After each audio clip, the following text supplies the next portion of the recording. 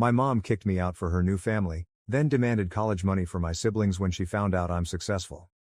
To put things in perspective, my mother gave birth to me at the age of 20, and my biological father was never involved. He never wanted children, she told me, and because they had only been dating for a few months when she became pregnant, she offered him the option to leave, which he did. She stated that because of the bitterness of their breakup, she had chosen not to demand child support from him and he had also refused to pay. Never talking again was convenient for both of them. She was fortunate to have my grandparents' unwavering support and encouragement, which enabled her to finish her schooling and secure employment. She dated a couple men while I was younger, and she began dating Harry, a co-worker, when I was about 8 years old. Before getting married, they dated for over 3 years. Although we weren't very close, Harry and I got along well enough to put up with each other being in the house. When my mom became pregnant 4 years after they were married, everyone was overjoyed, including me. In retrospect, I probably should have known what was going to happen, but I was too preoccupied with the idea that my mother would always support me. I hoped mom wouldn't leave me now because she had endured a lot of challenges raising me by herself.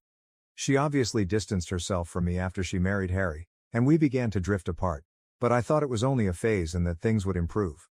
During her pregnancy, I did my best to be encouraging, but she appeared to get angrier every time I was there. To avoid disturbing her, I made the decision to become scarce, but it seems that I wasn't inconspicuous enough. She and Harry sat me down for a serious conversation 6 months after she gave birth to twins. They informed me that they couldn't keep me in the house since they had 2 children to look after. They couldn't legally throw me out without getting in trouble because I was still a juvenile, having just turned 16. By highlighting the financial burden of providing for a big family, on their meager income, they attempted to persuade me otherwise. Since we had been living comfortably up until that point, I honestly didn't think it was hard to maintain 2 adults, 1 teenager and 2 kids on the salary of 2 web engineers. They clearly only wanted me gone. I genuinely didn't want to leave, so even at that point I attempted to offer ways to stop it. If money was a problem, I offered to acquire a job, but my mother said she wanted to save money and resources for the children who deserved it more. She stated that they deserved to stay with them more than I did, not that they needed this more. That was all it took for me to decide that I had to leave because it was obvious that no one wanted me. They knew I had enough dignity to know I was unwanted, so they had only nudged me in the right way after I left, without even telling me where I should go. Their strategy was successful. Since they hadn't really evicted me, it wasn't technically an eviction, but I would still consider it to be the same. I felt like I had no other choice after they had forced me into a difficult situation. I went straight to my grandparents' house when I left that day. They wanted to be there for the twins, so even though they were upset about what my mother had done, they didn't cut her off. At 16, I obtained part-time work because I could no longer financially rely on my grandparents due to their advanced age. When my mom and Harry went to visit my grandparents with the kids, I would see them every now and then, but they seldom ever inquired about me. They tended to be very formal, as if they didn't miss me at all, even when they did see me. They actually appeared to be happy without my presence. I was saddened by my mother's apparent decrease in irritability, but I knew there was nothing I could do about it. Until it was time to go to college, I lived with my grandparents. My mom wasn't involved with me even then, so I had to rely on friends to assist me get settled in my dorm because my grandparents weren't old enough or healthy enough. My mom and Harry declined, preferring to preserve money for the twins' future, so I had to take out a student loan, and one of my relatives co-signed for it. Fortunately, one of my uncles agreed to assist if I assured him that he would never be responsible for any of the costs. I worked while I was in college to make sure I wouldn't fall behind on my payments and to give myself a financial advantage. My mother and I hardly spoke once I started college, and only my grandparents were present when I graduated. Not even my mother bothered to congratulate me. In order to avoid being a burden to my elderly grandparents, I began working and lived independently after college. Although I didn't make much money during the first few years, I was still able to pay for groceries, utilities, rent, and even started to pay off my debt while setting money up for the future. In fact, I would describe that as living on a limited income. Fortunately, things finally got better. It took a while, but I eventually rose through the ranks of my organization. Considering that I received very little assistance, I'm proud of how far I've gone and am now in a rather comfortable posture. Unexpectedly, my mother discovered that I earn a good living, even though we haven't spoken for many years. At nearly 33, I currently hold a senior management role at the same organization where I began my career. About 4 months ago, I got a big promotion, but I wanted to keep it a secret, so only a select few individuals knew about it. To thank my uncle for co-signing my loan back when I was having trouble paying for college, I did inform him. According to what I understand, he just met my mom and Harry at a family get-together and urged her to get in touch with me to congratulate me on my success. Even though I'm sure he meant well, it didn't work out because she didn't even get in touch with me to offer me congratulations. In the end, my mother learned about it and recently visited my home with Harry, insisting on talking to me. I should note that I haven't spoken to her since I started college. I blocked her everywhere and left her out of my life after graduating since I didn't think there was any use in hoping she would change her mind. She didn't appear to be negatively impacted, and to be honest, I doubt she even noticed. Only my grandparents, who were aware that I disliked discussing my mother, were in contact with me and they steered clear of the subject. I didn't really stay in touch with my uncle either, so I was unaware that my mom and Harry had been having financial difficulties for a few years. Only when they arrived at my door and told me how bad things had gotten did I find out. It was wishful thinking, but the only reason I even allowed them inside was because I hoped they would be coming to make amends. They began by stating that they had heard from my uncle about my promotion and how I was one of the youngest individuals in such a prominent position in my firm, rather than congratulating me on my accomplishment. It seems that they were surprised that I had kept it from them.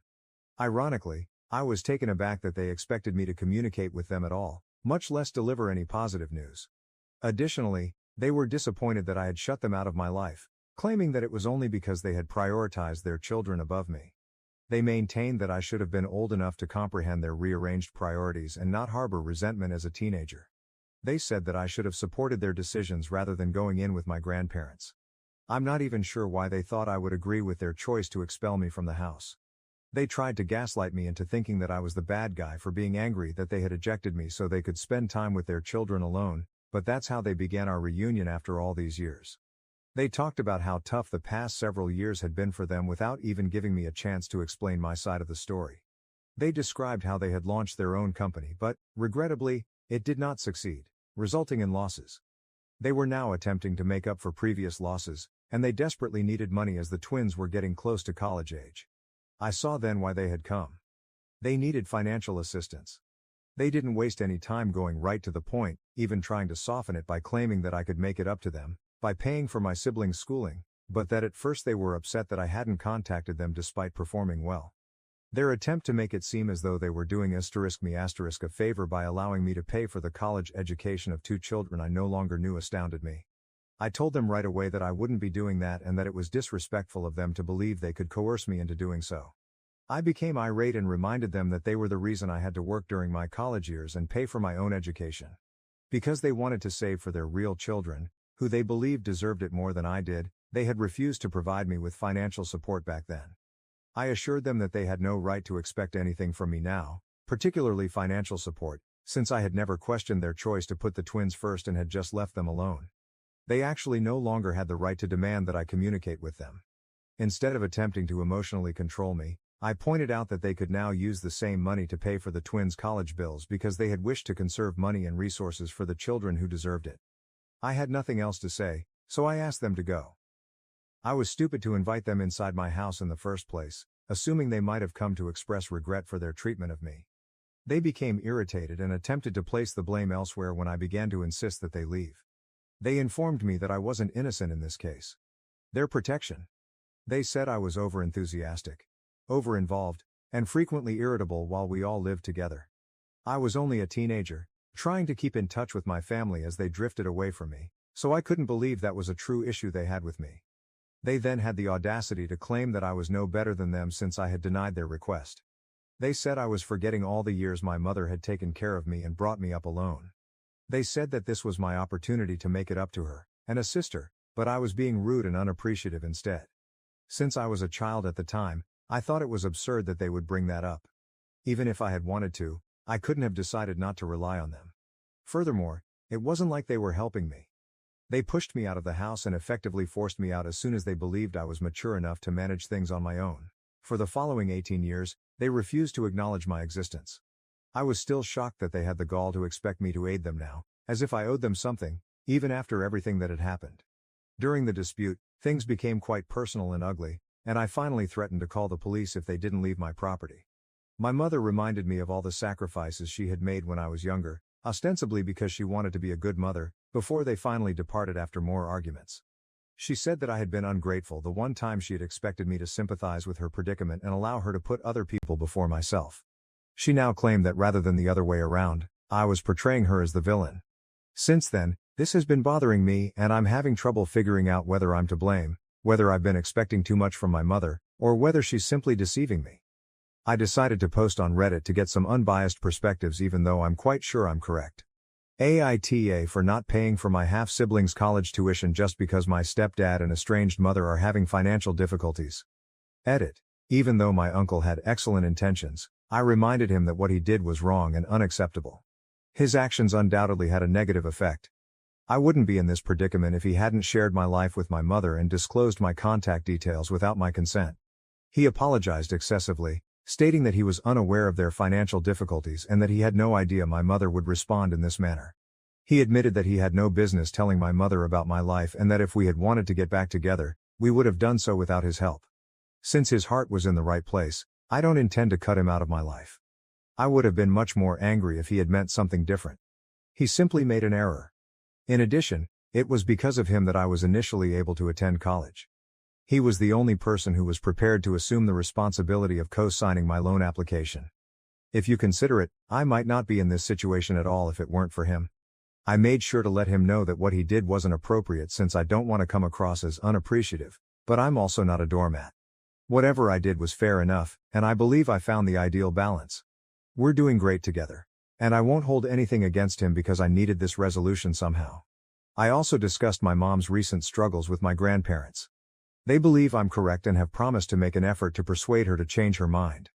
I realized that they didn't want to lose touch with their other grandchildren, which is why they have remained in touch with my mom. They understand the struggles my mom's family is going through, but they don't think it's right or fair to put me through this. That's their position on the issue and I believe it's reasonable enough. First update. My mother has taken it upon herself to remind me of all she did for me growing up ever since we last spoke, which was nearly 9 days ago. She probably sends me an email every other day to make me feel like I owe her something. It's not like she gave me a favor by raising me alone, and she was legally required to take care of me, so I don't really understand the point. She only reared me when it was convenient for her. She and her spouse decided to expel me as soon as I started to cause them trouble, citing the need to save money for the twins and their future. Now that we're in the future and the twins are adults, I believe they should rely on themselves rather than wasting time trying to manipulate and guilt-trip me. Although I had been ignoring her emails, I made the decision to reply a few days ago. I explained to her all I had written in my essay. She didn't take it well, as expected, and labeled me ungrateful once more. I just informed her that calling me names would not alter the truth and that I no longer wanted to have any contact with her because she had been a bad mother. I blocked her email account after that, but she made a new one to continue to annoy me. Since she never done the same for me, I blocked that one as well, and I'll keep doing so until she understands that I'm not here to mope about her. To be honest, I'm glad we're finally having this discussion because I think it will end quickly and I'll have the necessary closure. Only because I was still clinging to the hope that perhaps they had changed, that perhaps they were here to congratulate me and make amends, did I welcome them into my house and talk to them that day. However, speaking with them made me realize that they are just not the type of individuals who are able to experience regret, guilt or shame. I've fully given up on ever making amends with them after it once again made me realize how self-centered and cunning they are. Second update. I believe that my mother's appearance at my place of employment earlier today was the most bizarre thing she has ever done. Fortunately, I wasn't working today, so she departed really fast and didn't succeed in her endeavor. I was feeling a little under the weather, so I decided to take the day off, and I'm so happy I did. She would have definitely thrown a fit or done anything to make me look foolish if I'd been present. When the receptionist called to inform me that my mom had arrived, wanting to see me and refusing to go despite being informed that I wasn't there, I learned the truth. When they put her on the phone with me, I firmly told her that I was at home, even though I was already rather anxious about what she might do. She was informed that if she attempted anything at my place of employment, I would sue her until she would be too ashamed to send her children to college. I did my best to sound threatening, so I believe it truly frightened her. She agreed to depart right away, provided I met her in person, so it must have worked. I reminded her that she couldn't afford a lawsuit at the moment and informed her that she wasn't in a position to be making demands. I also mentioned that my employer would not think twice about suing her if the situation worsened, which would be a very different scenario because they wouldn't be as forgiving as I'd been. She'd be better off just going out in silence. I didn't get any more calls or notifications regarding the event, so I guess she left after giving the phone back to the receptionist. I can't afford for this to happen again because that was undoubtedly a near call. I've made the decision to speak with a lawyer to find out what precautions I may take.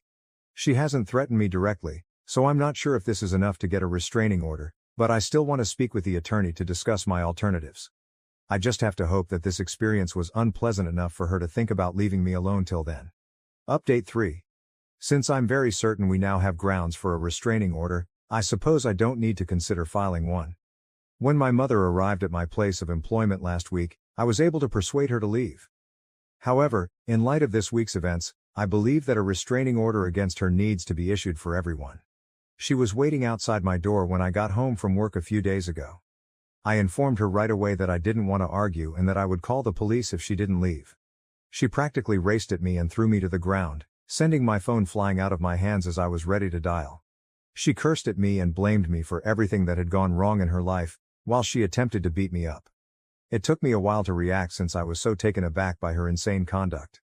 However, because I consistently work out and am much younger than her, it was simple for me to overwhelm her when I did.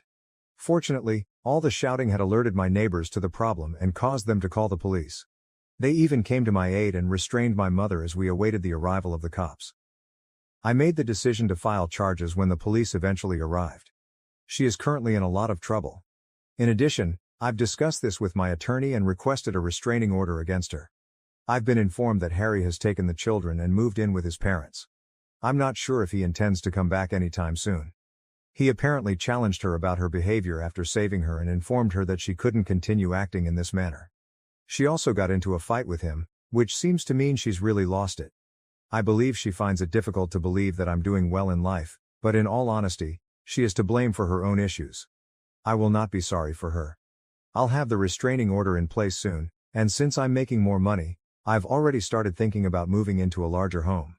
Since now seems like the ideal moment, I'm going to start exploring my alternatives. Being linked to someone like that is embarrassing, so I sincerely hope my mother receives the support she needs and learns to behave normally. She has also been nasty to my grandparents, who have told me they no longer want to be around her. The only person she can blame for everyone avoiding her is herself. Anyway, I'm not worried about it anymore. Thank you for watching. If you haven't subscribed yet, please do so and hit the notification bell to stay updated with more shocking real-life stories happening around you.